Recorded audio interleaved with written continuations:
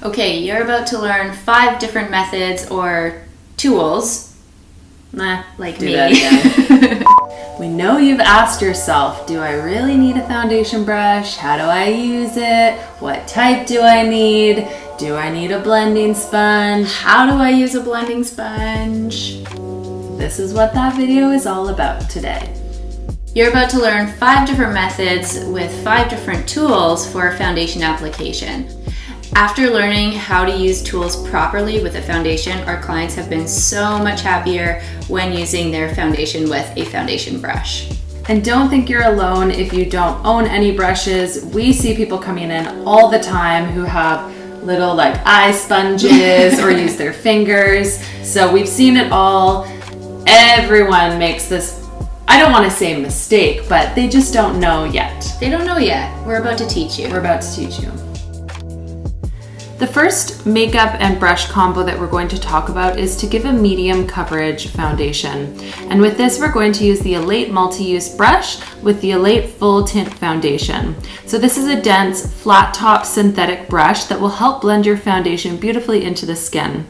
Be sure to buff using circular motions and start with small amounts of foundation and add where needed.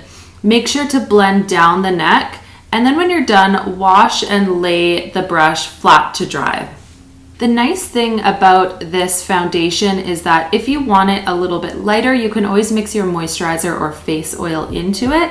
And if you want it heavier, you can always build right on top of what you've just done. The next product brush combo will leave a light to medium coverage, and this is the Sappho Essentials Foundation with the flat foundation brush. This brush doesn't hold a lot of product, so a little goes a long way, and we use the cross-hatch method when we're applying foundation to the skin.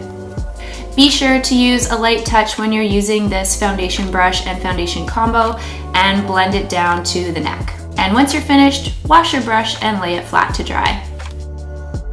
The next product combination that we're going to mention will give you a light to medium coverage, and this is the Sappho Buffer Brush with the Sappho Essentials Foundation. This is a dense and soft brush, which makes it really easy to build the foundation when using this, and it gives a really nice soft airbrushed look.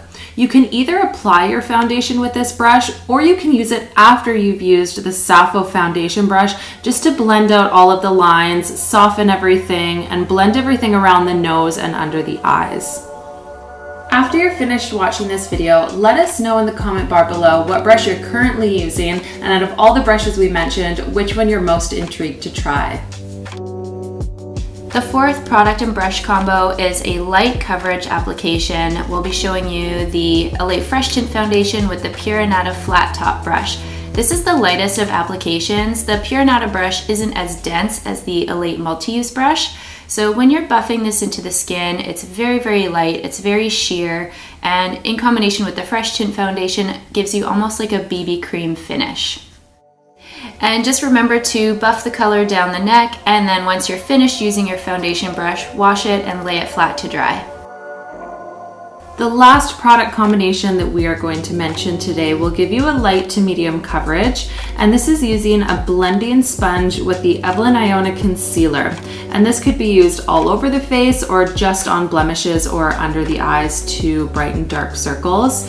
And something that we want to mention is to actually make sure that your blending sponge is damp. And so what you can do is grab your sponge, run it under water, give it a couple squishes, and then what I like to do is grab a towel and just kind of press it into the towel to get all of that excess water out, and then your sponge will be damp and ready to use. The way that we use this technique is called stippling, and that's actually pressing the product into the skin rather than rubbing. And we find that this is a common mistake with people who are using sponges or even using concealers. When they rub the product, it actually just takes the product off of your face instead of really pressing it into the skin. And if you want, you can follow up with a powder and also stipple that into the skin by pressing it in.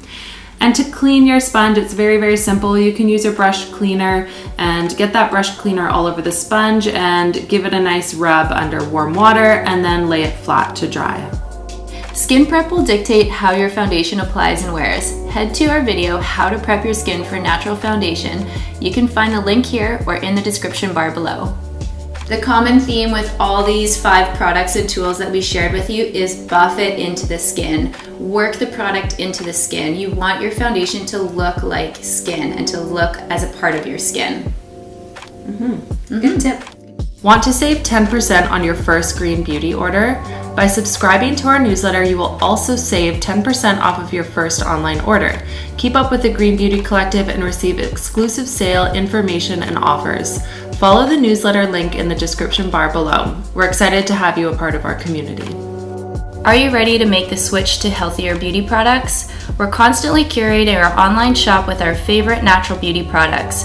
We feel confident that you will love everything we have in the store. Visit thegreenbeautycollective.com to have a look for yourself.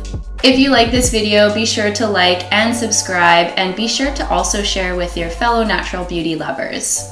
And as always, we will see you next Tuesday.